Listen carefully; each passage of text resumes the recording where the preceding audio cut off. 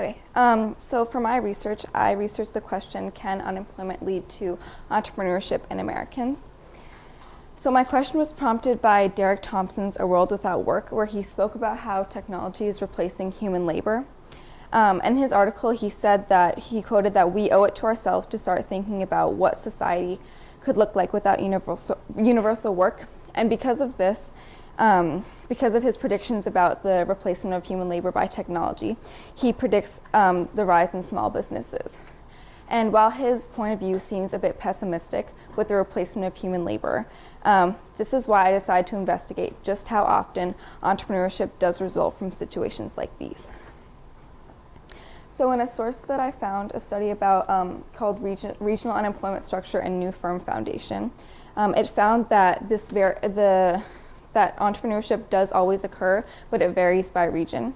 So the study split up the regions into two different ones, which were divided by high rates of unemployment and low rates of unemployment. And it developed two different hypotheses which can apply to different areas. So the first was called the pull hypothesis, and this found that lower rates of unemployment in a region suggest economic strength, which does allow for more entrepreneurship opportunities. The reasoning behind it is that there was more motivation in areas like these, and when someone is surrounded by people who are pursuing more purposeful and successful forms of work, then they'll be more motivated to pursue self-employment. The other hypothesis that was developed through the article was called the push hypothesis, which found that high rates of unemployment also push people into taking entrepreneurship opportunities, and the reasoning behind it was that traditional forms of work were not available in these places with high rates of unemployment. Something else that supports this reasoning is the encouragement from youth. So you can see in this graph here that youth unemployment is rising quite rapidly compared to unemployment of regular adults. And while this does seem kind of daunting, a Time magazine article found that 65% of youth around the world want to start their own companies. The problem with this is that youth desire hands-on experience before going out and starting their own companies. And 74% of American college students said that entrepreneurship resources were not available to them at their colleges, which poses an even further problem, because without these tools, then this encouragement that the youth feel will not be fulfilled. Something else that does provide some hope in this area is called SEA, which is self-employment assistance, which provides financial support for people pursuing self-employment. This has shown great success, with nearly half of SEA entrepreneurs creating an average of 2.63 jobs. This will be very beneficial, since smaller companies are more likely to employ more rapidly than larger ones, which will create more jobs in the long run. This is why entrepreneurship tools like SEA need to be supplied. This is also very effective because they don't just let anyone in, and they have specific requirements. So for example, the people who receive money from it need to not be unemployed by any faults of their own, and also need to be seeking active work to show their commitment to pursuing self-employment. So through my research, I also found a contrasting perspective that shows that unemployment does not result to entrepreneurship because of the lasting effects of prolonged unemployment.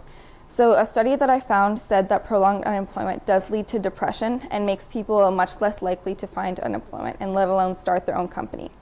People are more likely to get discouraged during a job search, therefore less likely to go out and search for another one. And in a study that I found about well-being in unemployed adults, which was published in the Occupational Therapy Journal, it found that adults do not result to meaningful uses of their time, and instead will result to leisure activities like watching TV rather than spending time with family or doing service work or other types of meaningful leisure opportunities. So although I found that contrasting perspective, when I went back into the stimulus packet and read over Albert Camus' Myth of Sisyphus and Richard Nixon's speech, I found that I came to the conclusion that unemployment does in fact lead to entrepreneurship. So when Albert Camus wrote about Sisyphus finding purpose in his idleness, he said that Sisyphus was superior to his fate, and that his fate was only tragic at the rare moments when it became conscious. This can be translated into a modern perspective, where purpose can only be lost when you allow it to be. This was further supported by Nixon's speech to the nation on Labor Day, where he talked about how working is an inner drive, and this is especially potent for Americans who have a distinct work ethic compared to other places.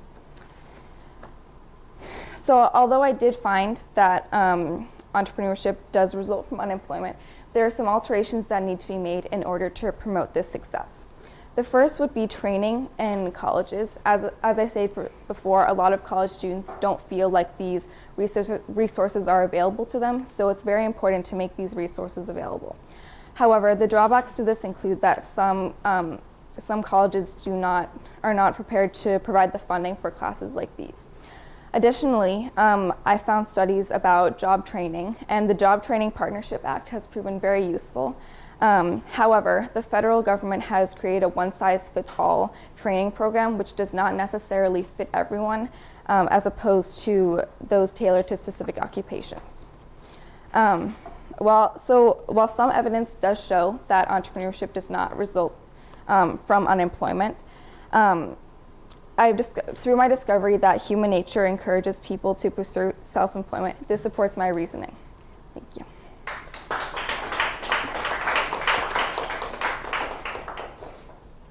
Claire, can you share with us some strategies that you used in terms of evaluating the credibility and reliability of the sources that you found? Yeah, so most of the sources that I used I found from EBSCO, from academic journals. And so something that I did find useful was to look up the authors to see if they had